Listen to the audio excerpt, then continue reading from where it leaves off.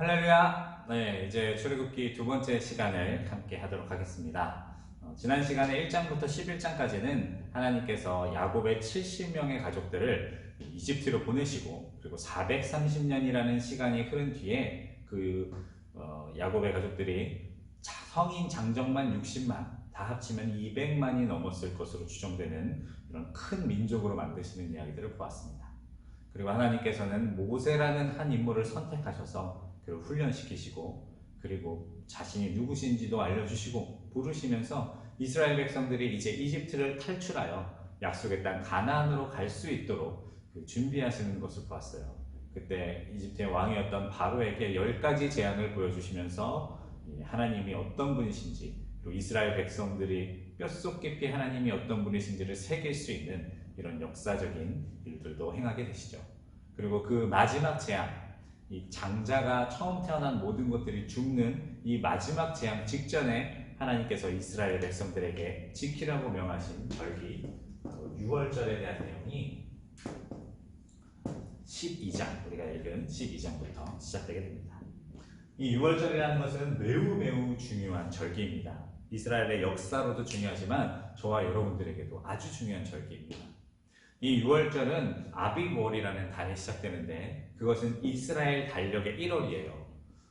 그러니까 우리는 태양력을 사용하잖아요. 그래서 1월, 2월, 3월, 4월, 영어로는 다 이름들도 있고 12월까지 이렇게 되어 있는데, 이스라엘 백성들도 자기들 나름대로의 종교적인 달력을 가지고 있습니다. 그리고 그 달력의 시작이 바로 이 유월절로부터 시작돼요. 이 말은 우리 이스라엘이라는 민족의 출발이, 이 나라의 출발이 바로 이 유월절 사건과 연결되어 있다. 바로 이 유월절 사건 때문에 우리가 시작됐다라는 것을 보여주는 것이죠. 유월절 사건은 무엇입니까? 잘 아는 것처럼 하나님께서 이 마지막 장자, 처음 난 것이 죽는 재앙이 시작되기 전에 양의 피를 문설주에 바른 집, 그 집은 하나님의 심판이 피해가고, 그것을 바르지 않은 집은 하나님의 심판을 받게 된다라는 것을 이제 말하시는 그 내용입니다. 근데 이거에 왜 중요하느냐? 이것은 이스라엘이라는 민족이 이런 하나님의 엄청난 기적의 사건으로 시작되었는데, 그 조건이 무엇인지를 봐야 되는 거예요. 자, 만약에 제가 질문 하나 드릴게요. 이스라엘 백성인데 하나님의 말씀대로 양의 피를 문설주에 바르지 않았어요. 그러면 하나님의 심판이 임했을 때 그 심판을 피해갈 수 있을까요? 없을까요? 네, 당연히 심판받게 되겠죠. 그럼 조금 더 어려운 질문들입니다. 이집트 사람인데, 그러니까 이스라엘 사람이 아니라 이집트 사람인데 옆에서 이스라엘 사람이 하는 걸 봤어요. 그리고 자기도 양의 피를 그 문설주에 발랐어요. 그럼 하나님의 심판의 사자가 지나가다가 그 이집트 사람의 집에 심판을 하셨을까요? 안 하셨을까요? 조금 어렵죠? 정답은 안 하셨다. 안 하셨다. 이게 중요한 거예요.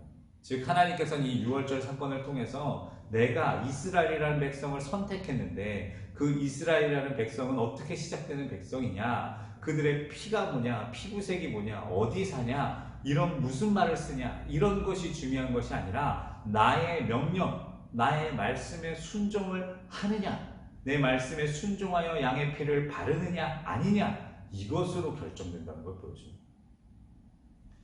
저나 여러분들도 마찬가지죠. 우리가 바로 이 양의 피로 상징되는 예수 그리스도의 보혈을 믿느냐 믿지 않느냐, 이게 더 중요한 거예요.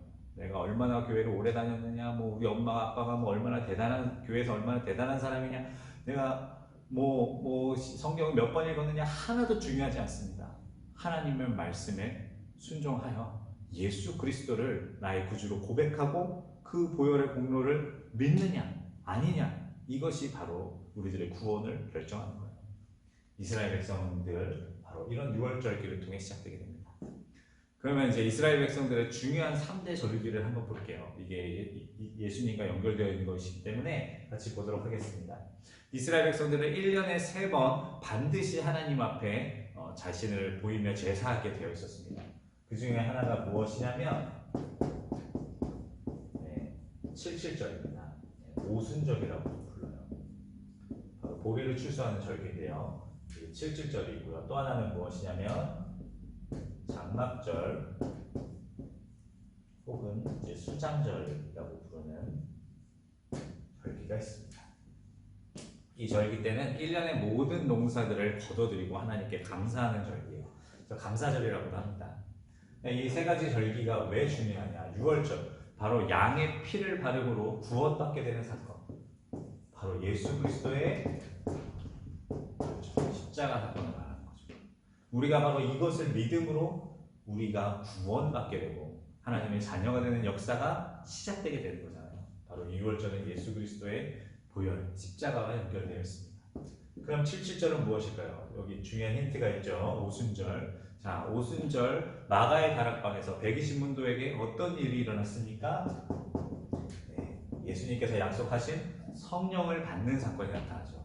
바로 이 6월절은 이 오순절은 성령의 사건과 연결되어 있습니다. 저와 여러분들도 마찬가지예요. 예수 믿고 구원 받았습니다. 이제 그리스도인으로서의 삶이 시작되었습니다. 그러나 그게 끝이 아닙니다. 우리에게 무엇이 꼭 있어야 됩니까? 성령이 있어야 되는 거예요. 연결되는 거죠. 자, 그러면 장막절은 무엇일까요? 마지막 모든 알곡을 거두어들이기 위해 승천하셨던 누가? 예수님께서 다시 이 땅에 오시는, 맞아요, 재림 혹은 심판, 마지막 날이라고도 할 수 있죠. 바로 이 재림의 사건, 재림의 사건을 대표한다고 할 수 있습니다. 그래서 이 구약의 3대 절기가 신약과 상관없는 것이 아닙니다. 아주 긴밀하게 예수 그리스도를 예표하고 있습니다. 아무튼 이런 아주 중요한 6월절 사건 이후에 이제 이스라엘 백성들은 이제 이집트를 탈출하여 밖으로 나오게 됩니다. 13장이에요. 이 13장에 가면 하나님께서 아주 중요한 말씀을 하나 하시는데요. 이 17절의 말씀입니다. 우리 17절 말씀 같이 볼게요. 바로가 백성을 보낸 후에 블레셋 사람의 땅의 길은 가까울지라도 하나님이 그들을 그 길로 인도하지 아니하셨으니 이는 하나님이 말씀하시기를 이 백성이 전쟁을 하게 되면 마음을 돌이켜 애굽으로 돌아갈까 하셨음이니라 라고 말씀하십니다. 그러니까 이게 참 중요한데요. 이제 여기가 이집트고 이제 이스라엘 백성들이 탈출하게 됐다. 여기가 이제 약속의 땅 가나안이에요. 가나안이면 이 이집트에서 여기까지 가는 길은 7일이면 갈 수 있는 거리래요. 네, 여기 시내산이 있고요. 실제로는 훨씬 더 큰데 하여튼 하나님께서 이 이스라엘 백성들을 출애굽시키는데 이렇게 짧은 길로 보내지 않으시고 여기 홍해를 건너서 시내산까지 가서 또 여기서 또 쭉 가데스 바네아 쪽에 있다가 또 이렇게 삥 돌아가지고 이 모압 평지에서 가나안으로 들어가게 하는, 이 가나안 땅으로 들어가게 하는 무려 40년이 걸리는 길로 보내셨어요. 40년. 그런데 그 이유가 무엇이냐? 이 백성이 여기에 가게 되면 뭘 해야 되는데? 바로 그렇죠. 전쟁을 해야 되는데 이제 7일 만에 여기 도착하면 바로 전쟁을 시작해야 되는데 그들이 전쟁을 하게 되면 무서워서 다시 이집트로 도망갈까봐 하나님께서 일부러 이 길로는 안 보내신다는 거예요. 이렇게 보내신다고. 중요합니다. 이것은 저와 여러분들의 정체성, 이스라엘 백성들의 정체성이 무엇인지를 가르쳐주는 거예요. 저와 여러분은 물론 구원받은 하나님의 자녀, 복받은 사람들입니다. 그러나 거기서 끝이 아니에요. 우리의 또 다른 정체성은 바울이 얘기한 것처럼 그리스도의 군사라는 거예요. 군사. 세상과 전쟁을 벌이는 군사라는 거예요. 자, 그런데 이스라엘 백성들은 여기서 뭘로 살았습니까?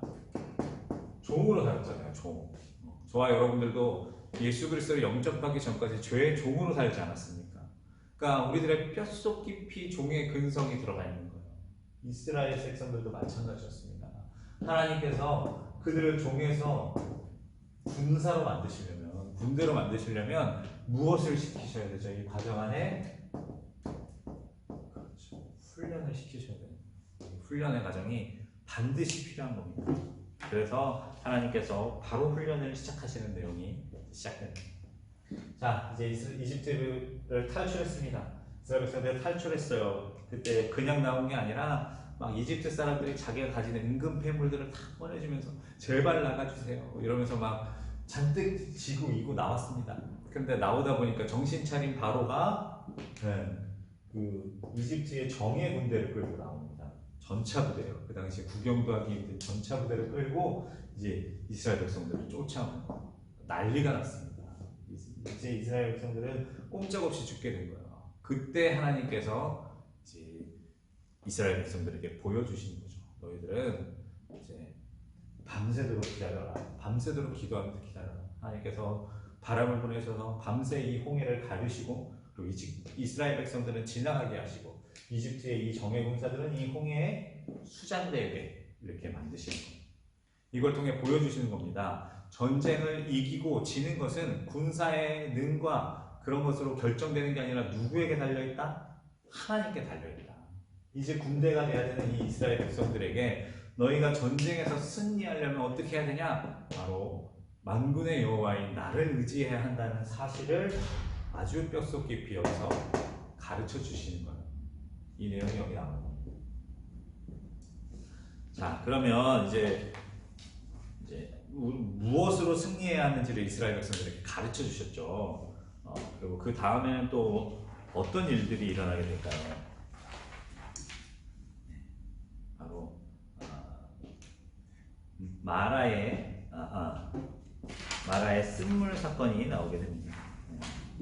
여기 어디냐? 15장이에요. 15장 26절에 보면 하나님께서 이스라엘 백성들이 이제 홍해를 건너서 3일 정도가 지났어요. 3일 정도가 지나니 이제 들고 온 물이 다 떨어졌단 말이에요. 그래서 목이 말라 죽겠는데 물이 있는 곳을 발견해 거기가 써서 마실 수가 없는 거예요. 그래서 막 원망하고 불평하고 할 때 이 나뭇가지를 던져서 그것을 깨끗하게 해주셨는데, 이 일을 통해서 이스라엘 백성들에게 이것을 알려주고 싶으셨대요. 26절 볼게요. 이르시되 너희가 너희 하나님 나 여호와의 말을 들어 순종하고 내가 보기에 의를 행하며 내 계명에 귀를 기울이며 내 모든 규례를 지키면 내가 애굽 사람에게 내린 모든 질병 중 하나도 너희에게 내리지 아니하리니 나는 너희를 치료하는 여호와입니다.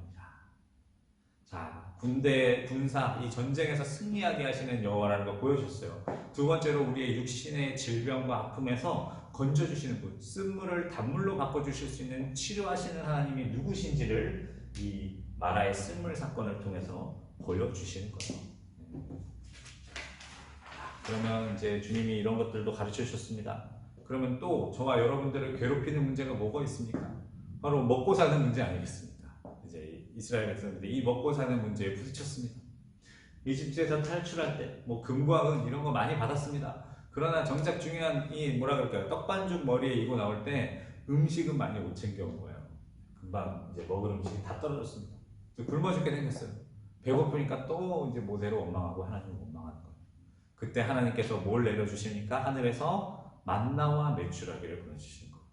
그러면서 이스라엘 백성들에게 가르쳐 주시는 겁니다. 너희들을 먹고 사는 문제로 고민하는데 너희들을 먹게도 하고 굶게도 하는 건 누구에게 달려있다? 하나님께 달려있다. 너희들의 그 먹고 사는 문제 내가 책임진다 라는 걸 하나님께서 보여주시는 거예요. 이스라엘 백성들 보고 뭐라고 하는 거 하나도 없습니다. 저와 여러분들도 먹고 사는 문제 때문에 이렇게 하나님을 원망하고 치열하게 살고 있지 않습니까? 하나님께서 분명하게 그들의 뼛속에 새겨주시는 거예요. 내가 너희들을 먹힌다. 내가 너희들을 먹게도 하고 굶게도 하는 여호와다. 그리고 이제 17장에 보면 이제 르비딤이라는 곳에 이르러서 또 물이 떨어져서 이스라엘 백성들이 모세를 원망하는 장면이 나옵니다. 근데 모세가 하나님의 말씀대로 반석에서 물이 나오도록 이 불가능한 일이 가능하게 하도록 기적을 베풀어 주었는데요. 그러면서 너희들이 어찌하여 하나님을 시험하느냐라고 이야기합니다. 그러니까 이스라엘 백성들이 마라의 쓴물이 단물로 바뀌는 사건을 경험했잖아요. 그랬으면 하나님을 믿었어야 됐어요. 목말라서 죽게 되었을 때, 목말라 죽겠네, 이 모세 나쁜 놈아, 하나님 어디 있는 걸 뭐하는 거냐, 이러는 게 아니라 어떻게 해야 됩니까? 주님, 물이 없습니다. 그래도 나를 먹이고 나를 이끄시는 분은 하나님 한 분이십니다. 이렇게 나올 수 있었어야 되는데 이런 믿음은 없었던 거죠. 시험에 들게 된 거예요. 자, 이런 시험에 들게 되면 어떤 일들이 일어납니까? 오늘 말씀을 보니까 17장 뒤에 보니까 아말렉이라는 민족이 이스라엘 백성들의 그 흠이 제일 연약한 부분을 공격하기 시작합니다. 아말렉이라는 것은 이쪽 이 광야 지대에 살면서 여러 민족들을 약탈하는 도적대들이에요. 근데 이 도적들이 이스라엘 백성들을 그 뒤를 치는 거예요. 이건 사실 우리도 마찬가지입니다. 우리 안에 믿음이 없어지고 하나님을 향한 신뢰가 사라지고 이 불만, 불평, 원망 이런 것들로 가득하게 되면 우리의 원수들이 우리의 가장 연약한 부분을 치는 거죠. 이때 하나님께서 이 전쟁에서 당연히 승리하도록 건져주셨는데 재밌는 부분이 나옵니다. 바로 모세를 기도시키는데, 자, 모세가 손을 높이 들고 기도하면 이스라엘 백성들이 이기고 손을 내려가면 지고. 재밌죠? 이스라엘 백성들이 모세가 손을 들고 기도하면 이기고 손이 내려가면 지고. 도대체 왜 그랬을까요? 여기 무슨 스위치가 달려서 하나님이 이렇게 하면 온 해주시고 이렇게 하면 오프하고 뭐 그런 걸까요? 아니죠. 하나님께서 왜 이런 일들을 일으키셨느냐? 이스라엘 백성들에게 보여주시는 겁니다. 자, 봐라. 너희들이 이 전쟁에서 승리할 수 있는 유일한 길, 그것은 바로 손을 들고 나 여호와께 부르시는 것뿐이다. 너희들이 기도하면 너희는 이길 것이고 살 것이고, 기도하지 않으면 질 것이다. 이것을 이스라엘 백성들이 시각적으로 볼 수 있도록 모세를 통해 가르쳐 주시는 거예요. 바로 이 아말렉과의 전쟁 사건을 통해서 이것을 보여주십니다. 그리고 이제 18장으로 넘어가면 모세의 장인 이드로가 나타납니다.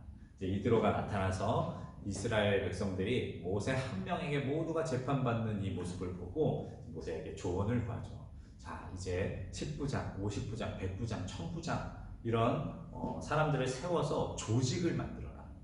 근데 우리가 이스라엘 백성들이 지금 뭐라 그랬어요? 군대라 그랬잖아요. 근데 군대는 뭐가 있어야 됩니까? 조직이 되어 있어야 돼요. 그래야 명령이 쫙 내려가고 거기에 일사불란하게 움직이는 일들이 가능하지 않습니까? 하나님께서 이 이드로에게 지혜를 주셔서 모세에게 이 일을 할 수 있도록 이스라엘 백성들을 조직화할 수 있도록 만들어내십니다. 그리고 이제 19장에 가면 드디어 이스라엘 백성들이 이곳 시내산을 도착합니다. 모세가 불타는 떨기나무 가운데 하나님을 만났던 곳, 다른 이름으로 호렙산이라고도 하죠. 그리고 이스라엘 백성들이 이 출애굽기 안에서 받는 가장 중요한 것 중에 하나인 십계명, 이 십계명을 받는 이 시내산으로 하나님께서 인도해 주십니다. 깨끗하게 씻고 3일을 기다리게 하시고 그리고 이 거룩한 말씀을 받을 수 있는 준비를 시작하시는 장면까지가 이제 19장이었습니다. 그럼 이제 앞으로 20장부터는 이 시내산에서 주시는 말씀에 관련된 내용들이 나오게 되겠죠. 자, 그럼 다음 시간에는 20장부터 31장까지 읽어보시면 되겠습니다. 성경 공부 화이팅!